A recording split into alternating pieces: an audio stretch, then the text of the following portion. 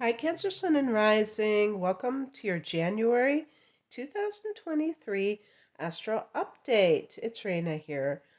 Well, it is a new year, starting in January as always. And guess what, Cancer? You have a full moon in your sign on the 6th of the month. And it's important to note that we start the year with a Mercury retrograde in your opposite sign of Capricorn, where, of course, Pluto is finishing its transit, and it's going to go into Aquarius in March, but then it's going to go back into Capricorn after that. So it's not going to totally leave your seventh house, but it is going to briefly leave the sign of Capricorn. And as for this Mercury retrograde, in that seventh house, there could be some kind of renegotiation about something. If you have some kind of a legal matter, you could be going back to the drawing board about something to form an agreement. You could be having some kind of misunderstanding with a spouse that may have greater consequences than just any old little thing, because again, Pluto is there. So Pluto really intensifies things. So, and then the Mercury retrograde, and then the Mars retrograde in Gemini is happening in your 12th house. So that's always fun, huh? To have Mars in the 12th altogether, but let alone retrograding. It just can feel like you're going over old territory, but it could be very good at rooting out self-destructive patterns. You may have to, work on yourself at a deep level. So this is kind of why I say that even though, we're starting a new year, it's like we're still going over old territory with these personal planets in retrograde.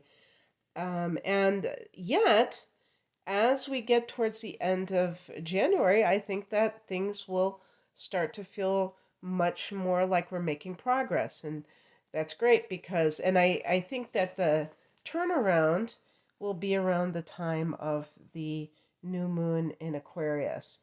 Because even Uranus, which is ruled by Aquarius, is going direct a day later in Taurus, which is a friendly sign to you, a sextile.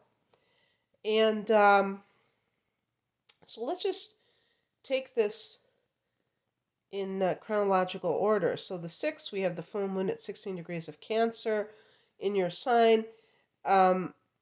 Maybe coming to some realization about how you're behaving and how that is maybe negatively impacting you, since Mars is still in that 12th, and how it leads to, self-destructive patterns. And when, and also just like something coming to a close in your life, it could be for some of you, but like on the 12th, when Mars turns direct at 8 degrees of Gemini, you may have resolved that you're going to do certain things. Now, 12th house matters can be like working on bad habits, working on self-defeating patterns, addictions. When I said bad habits, I was really referring to addictions. Addictions are often thought of as some form of substance abuse, and of course, that is a definite thing, but it can also be addiction to a person or to people. Maybe you're addicted to your children and your children are in their 30s and you're having a hard time letting go of that role that you had when they were 5 years old. That's how cancers can be. Very overprotective, very clingy emotionally, and there's a good side to that. It could be being very devoted to your loved ones, but it can be suffocating to them if they have a certain type of personality makeup that likes a lot of freedom, or if you're just doing it so much that they sense that you really are doing it for yourself. They're not so sure that this is all about them. Um, but it could be to fulfill your emotional needs, and using them as a way to do that and impeding their progress in some way, maybe guilting them into submission. So these kinds of things, I think you're going to resolve and move forward. On the 18th, Mercury turns direct at 8 degrees of Capricorn. So maybe come to some legal agreement or a truce with a personal partner, like a love partner or a business partner, even. And this can have a settle, can settle your life a little bit more. And all of our lives will feel like we're not like taking one step forward and three steps back. On the 20th, we have the sun going into Aquarius. For you, this is the 8th house. This is where you have a Saturn. And Saturn is leaving this area in March. And it's going to go into the 9th house. Between now and March, or especially while the sun is in Aquarius for the next 30 days, this is a time to really look at your personal spiritual path, especially as it pertains to inner healing, uncovering the shadow self, which Scorpio, the ruler of this 8th house, specializes in, so that you can root out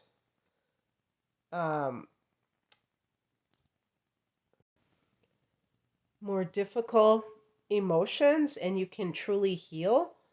Part of the reason that people don't heal and they're just kind of going along on the surface is because they really never got to the core trauma. 8th house can be trauma. Um, and it doesn't have to be that dramatic. It's really about understanding what something that was really devastating to you or painful for you, the message that you really took from that situation.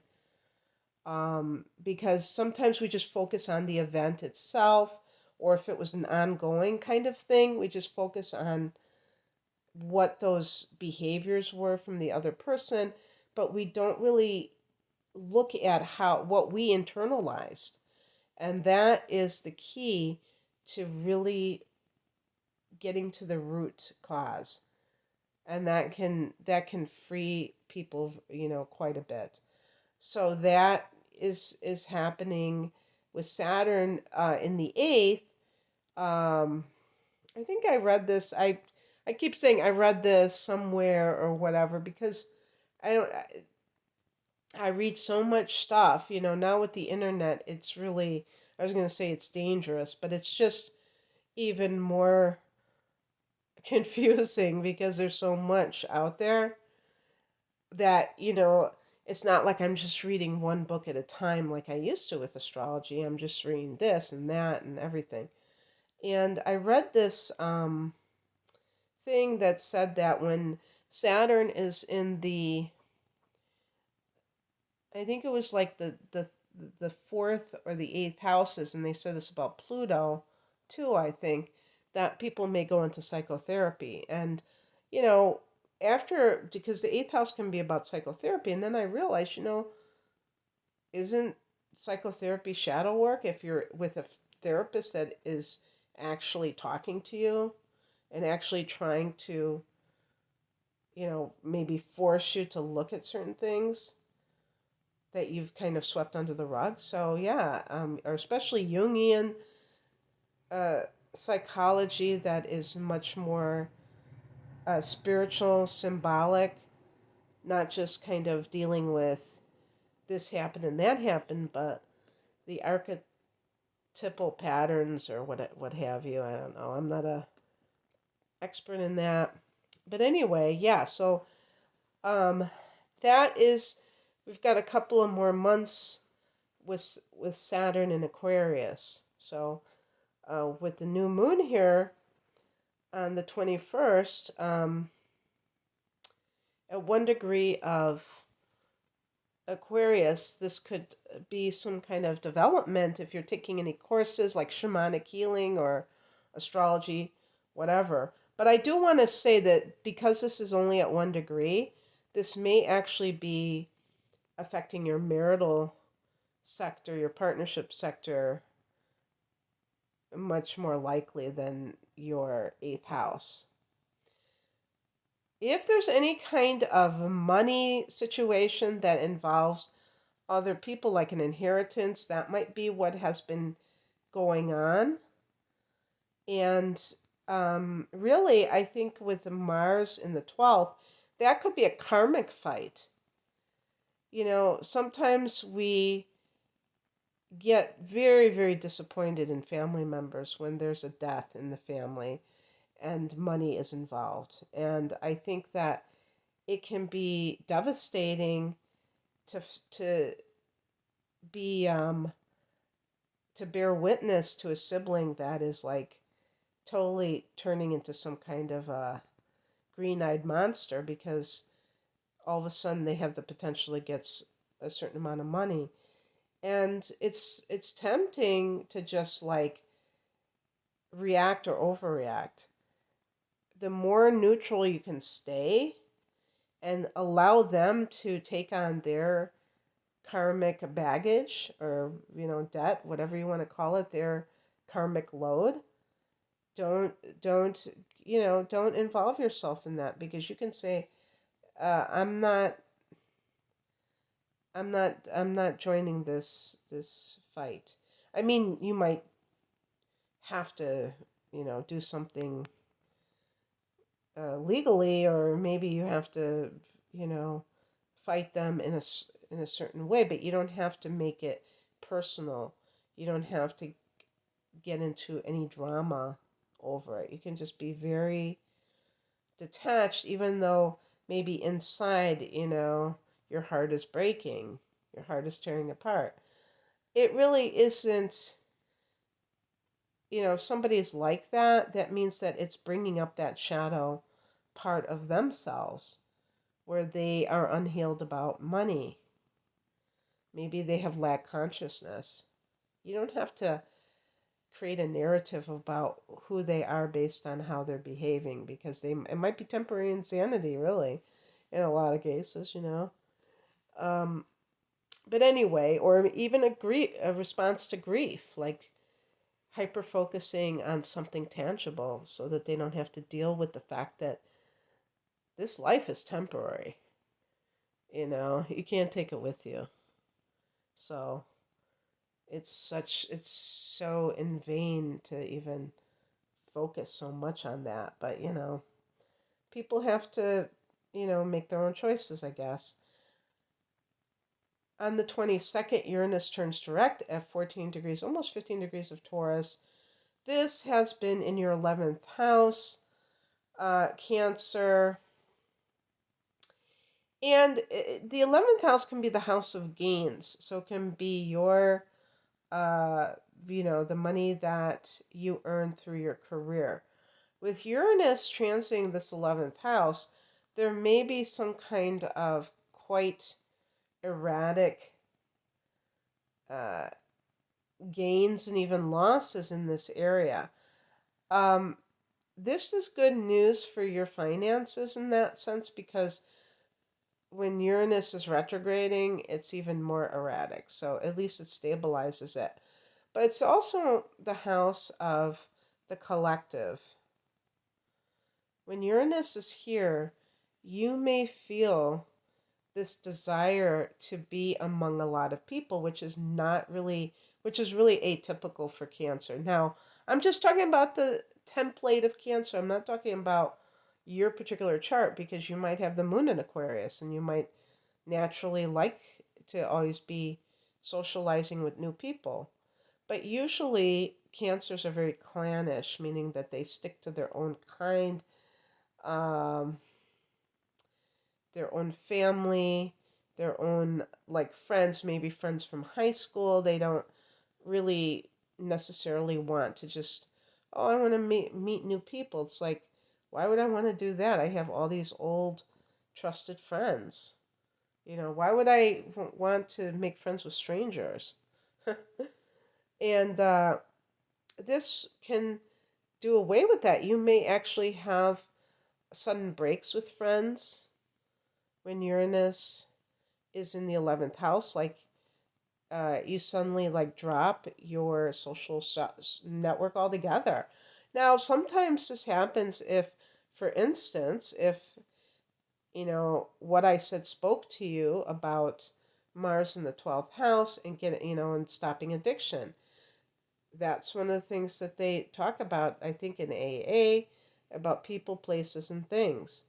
That, somebody who's trying to stop using whatever their drug of choice, including alcohol being a drug, has to change their environment.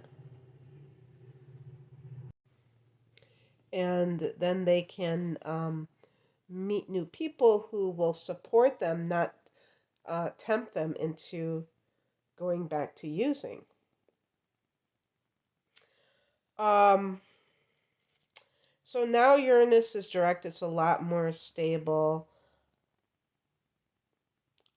You may be a little bit more, if you're involved with groups, they're going to tend to be very like utopian minded, because it's like an enhanced humanitarian effect. This is the humanitarian house, and making the world a better place, and progressive beliefs, and that sort of thing. Okay, yeah, I guess that's it. That's what I have for you. Oh, and also the internet, that can be a very good way to reach people, to network with people too during this transit. And that might, like, if you start a YouTube channel, you might like gain very quickly. We're still going to have a lunar eclipse here in October of 2023. So, anywho, that's what I have for you, Cancer. I hope that this resonated. If you would like a personal reading, I am promoting my double readings. They're a special price: an hour of natal chart interpretation, hour of transits, called my deep dive reading. I also have another promotion going on until the end of 2022. So if you're listening in 2023, it's going to be over with. But it's like the natal, what do you call it? The transits of 2023, which is part of my deep dive reading, but it's separate, just a standalone reading. Discounted to $44, 44 cents US dollars. And that is on my page too. It's already you don't need a discount code. It's already discounted on there. And yeah, so I've got other types of readings: life path, relationship, the whole 9 yards. You can check me out at rainamoonastrology.com, but the link is below. Have a great January. Take care. Bye.